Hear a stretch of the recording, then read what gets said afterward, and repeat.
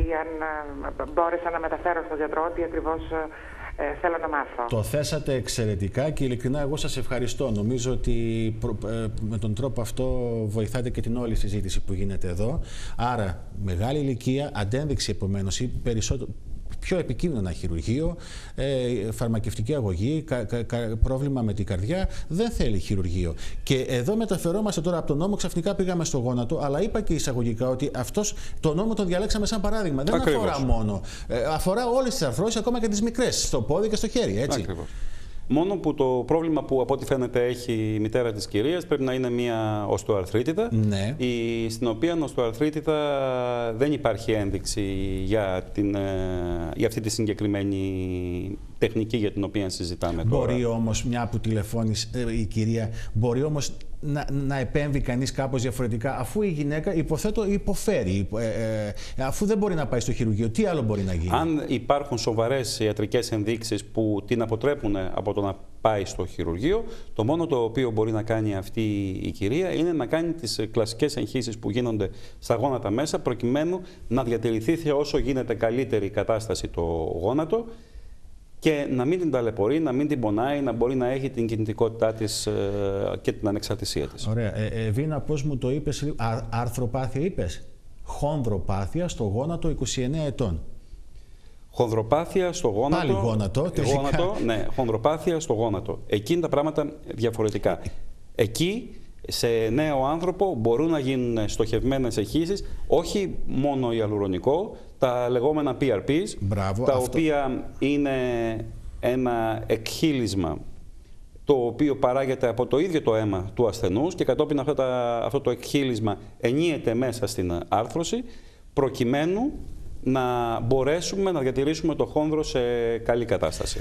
Αυτό θέλω να το πούμε ξανά από την αρχή, κύριε Σαμουρκασίδη. Είναι πολύ σημαντικό. Μου είπατε PRPs.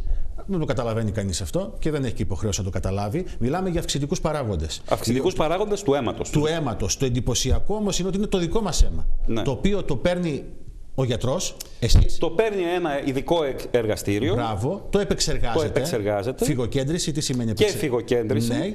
Και βγαίνει ένα εκχύλισμα πολύ υψηλής συγκέντρωσης, το οποίο κατόπιν ενίεται στην πάσχουσα περιοχή. Το βάζουμε δηλαδή με ένεση εκεί πέρα.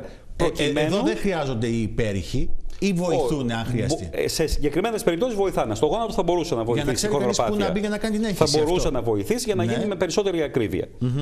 Και να μην κάνει τραυματισμούς. Και κατόπιν αυτό, επειδή είναι πολύ υψηλής συγκέντρωσης, καταφέρνει και διορθώνει τις όποιες ζημιές έχει υποστεί ο χόνδρος. Και στα νέα άτομα, στο γόνατο ειδικά, έχει πολύ μεγαλύτερη επιτυχία και αποτέλεσμα από ό,τι έχουν τα ιαλουρονικά που χρησιμοποιούμε εδώ και μια 15ετία περίπου. Τι να πρωτορωτήσω. Άρα να υποθέσω και σε αθλητές. 29 χρονών θα βρεις αθλητή με πρόβλημα στα γόνατα. Βέβαια.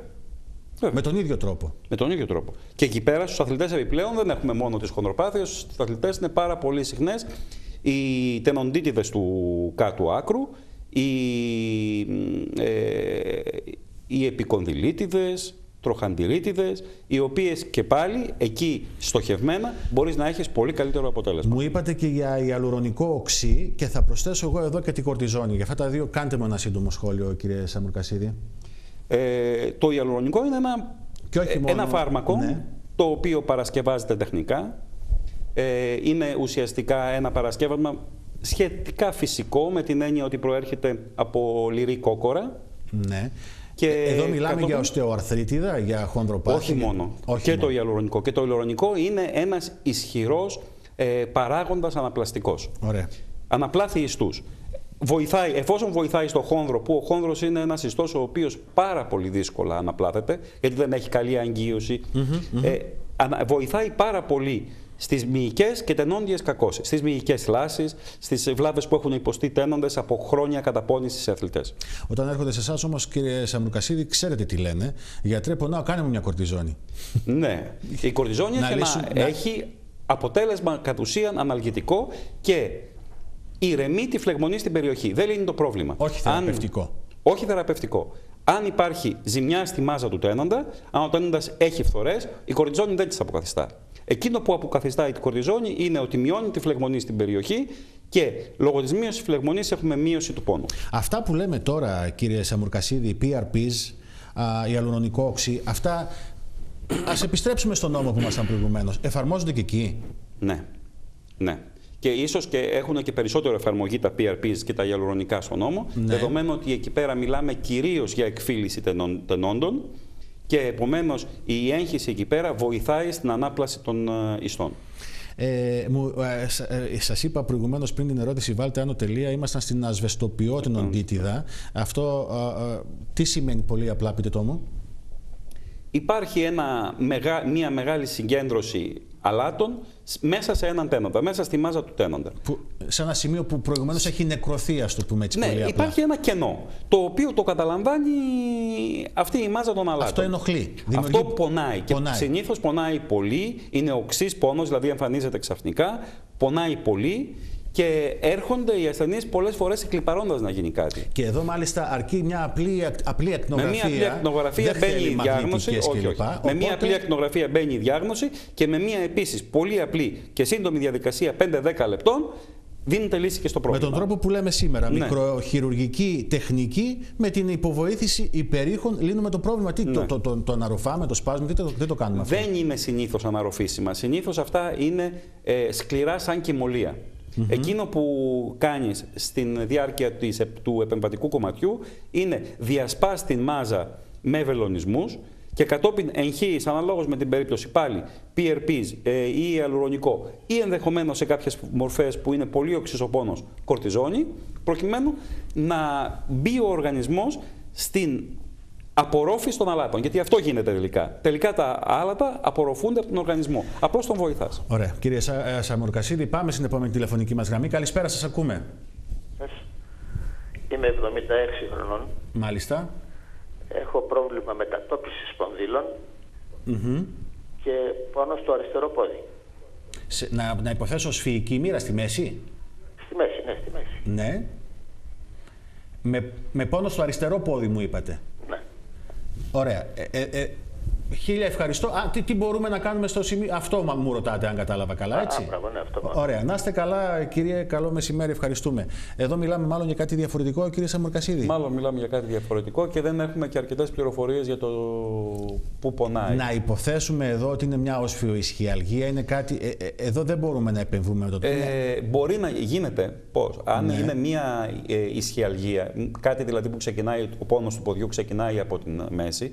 Πάλι με την βοήθεια των υπερήχων μπορείς να πάει να βρεις το τρίμα, από εκεί που βγαίνει το νεύρο δηλαδή, και να γίνει έγχυση εκεί πλέον κορτιζόνης, προκειμένου να ηρεμήσει. Και εδώ το υποθέτω πόδι. Δεν τη γλιτώνει κανείς τη μαγνητική. Όχι. Εδώ, φυσικά και όχι. Πρώτα θα γίνει η διαγνωστική προσέγγιση, θα εντοπιστεί γιατί πονάει η μέση και ποια είναι εκείνη η ρίζα του νεύρου που τελικά οδηγεί και στον πόνο στο πόδι, και εφόσον είναι πράγματι αυτό, μετά θα προχωρήσουμε σε όλα τα επόμενα.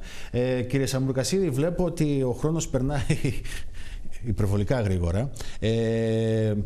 Δεν ξέρω τι θα μπορούσαμε να προσθέσουμε για τον όμο. Να φύγουμε λιγάκι από εδώ. Και για το γόνατο, με αφορμή τις δύο ερωτήσεις μιλήσαμε. Να πάμε λιγάκι σε κάποιες άλλες αρθρώσεις, όπου εκεί με τη βοήθεια των υπερήχων και με μικροχειρουργικό τρόπο μπορούμε να έχουμε εντυπωσιακά γρήγορα και ασφαλή αποτελέσματα.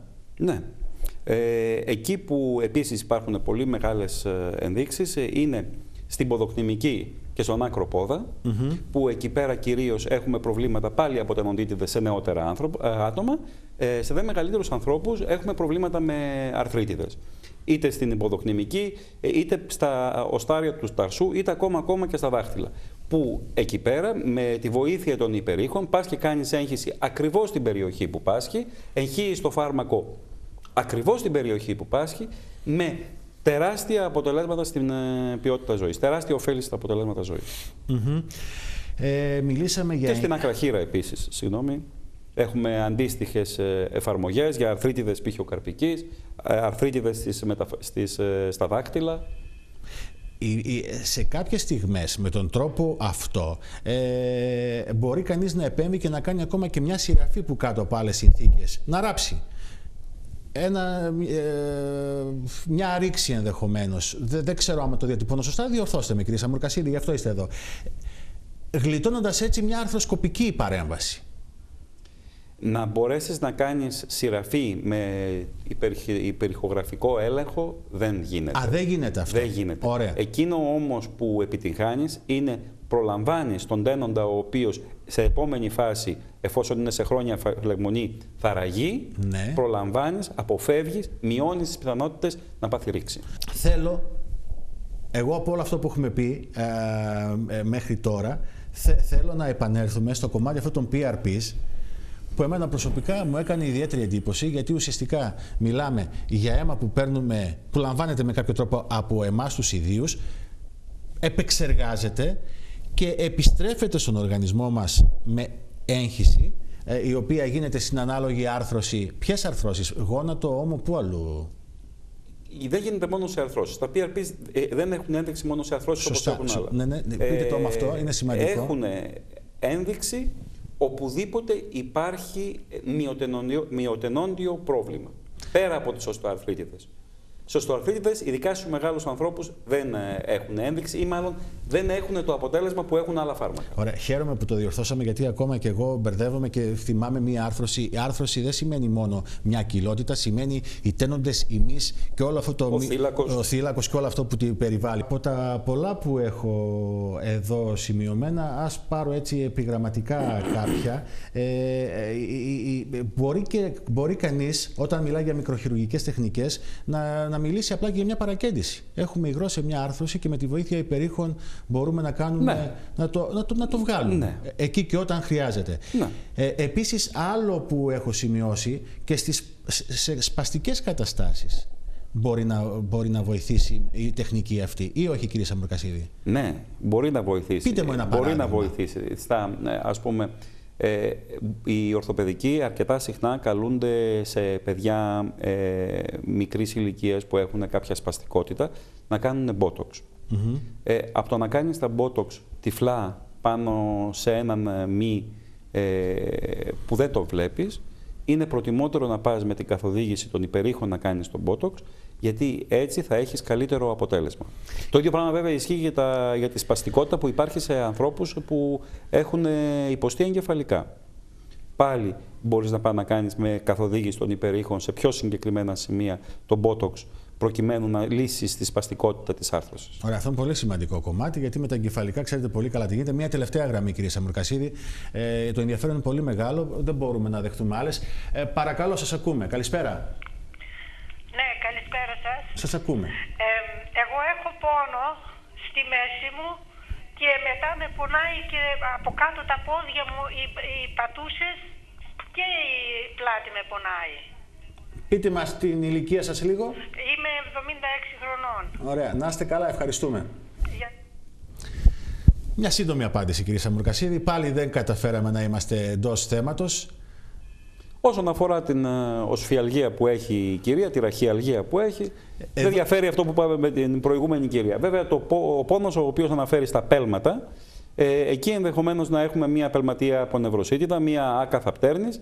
Σε αυτά συνήθως ευθύνονται τα παπούτσια. Ναι. Οπότε το πρώτο που πρέπει να κάνει είναι ένα καλό, σωστό παπούτσι και μία επίσκεψη σε έναν ορθοπαιδικό για να διαγνώσει τι πρόβλημα υπάρχει με τα πόδια. Ωραία. Τα τηλέφωνα συνεχίζουν να χτυπάνε. Δυστυχώς δεν έχουμε. Έχουμε 2 λεπτά μόνο στην διάθεσή μας. Με τον κύριο Σαμροκασίδη θα έχουμε την ευκαιρία στο μέλλον να τα ξαναπούμε. Σήμερα θεωρώ πως δεν προλάβαμε να πούμε και σπουδαία πράγματα. Έτσι, κλείνοντας, να αλλάξουμε άρθρωση, να πάμε λίγο στο ισχύο. Κύριε Σαμροκασίδη, εκεί πώς μπορούμε να παρέμβουμε? Επίσης, συχνότατη εστία προβλημάτων. Ναι. Εκείνο που μπορεί να γίνει στο ισχύο είναι η αντιμετώπιση της αρθρίτιδας του ισχύου, όταν αυτή ακόμα είναι σε πρώιμο στάδιο, μη χειρουργήσιμο, προκειμένου να βελτιώσουμε λίγο την ποιότητα ζωής του ασθενούς, να μην παίρνει πολλά φάρμακα και να παρατείνουμε και λίγο την ζωή της άρθρωσης. Εγχύοντας μέσα πάλι ιαλουρονικά, κορτιζόνες ή και PRPs, αν είναι νέα άτομα, προκειμένου να παρατείνει τη ζωή. Με πολύ μεγάλη επιτυχία, γιατί ακριβώς η άρθρωση αυτή είναι βαθιά, απαιτεί μεγάλες βελόνες και αν δεν είναι ακριβής η έγχυση, μπορεί να μην πάει το φάρμακο εκεί που πρέπει να πάει.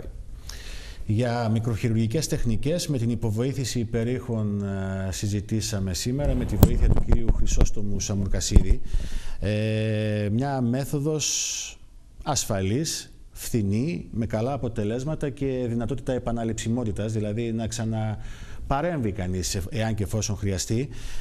Πριν σας ευχαριστήσω, κύριε Σαμουρκασίδη, με ποιο τρόπο, σαν μήνυμα, τι θα μπορούσαμε να πούμε κλείνοντας σήμερα? Ότι σήμερα η τεχνολογία μας δίνει δυνατότητα να κάνουμε πράγματα που πριν από μερικά χρόνια, κάποια δεκαετία, κάποιος θα οδηγούταν με μαθηματική ακρίβεια σε χειρουργείο, να το κάνει μέσα από μια πολύ μικρή διαδικασία, 5-10 λεπτών, ενός τετάρτου, και επιστρέφοντας την ίδια στιγμή στο σπίτι του, χωρίς να υποστεί το κόστος, το ψυχικό και το σωματικό του χειρουργείου και της αναισθησίας. Ωραία. Αυτό, και με αυτό κλείνω, κύριε Σαμουρκασίδη. Αυτό εφαρμόζεται από μεγάλο όγκο συναδέλφων σας? Εγώ προσωπικά δεν το είχα ακούσει, γι' αυτό και με πήρε το ενδιαφέρον. Δεν είναι κάτι ιδιαίτερα διαδεδομένο στην Ελλάδα αυτή τη στιγμή αυτό, γιατί ο ιατρικός κόσμος ήταν περισσότερο επικεντρωμένος τα προηγούμενα χρόνια στον κλασικό τρόπο των χειρουργείων. Τα τελευταία χρόνια, όπως θα το έχετε προσέξει, πηγαίνουμε όλο και σε πρακτικές οι οποίες είναι λιγότερο επεμβατικές. Από τα ανοιχτά χειρουργεία πήγαμε στα αρθροσκοπικά, από τα αρθροσκοπικά πάμε τώρα χειρουργεία αυτά τα οποία δεν απαιτούνται χειρουργικές τομές. Ωραία. Ευχαριστώ πάρα πολύ για την παρουσία σας, κύριε Σαμουρκασίδη. Να είστε καλά, ελπίζω στο μέλλον να έχουμε την ευκαιρία να τα ξαναπούμε.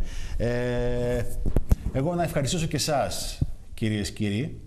Κάθε μεσημέρι Τετάρτης τα λέμε εδώ στο Europe One με την εκπομπή Θέματα Υγείας. Η συμμετοχή σας είναι πάντα ζεστή και μεγάλη και ευχαριστώ γι' αυτό. Μέχρι την επόμενη φορά που θα τα ξαναπούμε, σας εύχομαι υγεία. Κυρίες και κύριοι, καλό σας μεσημέρι.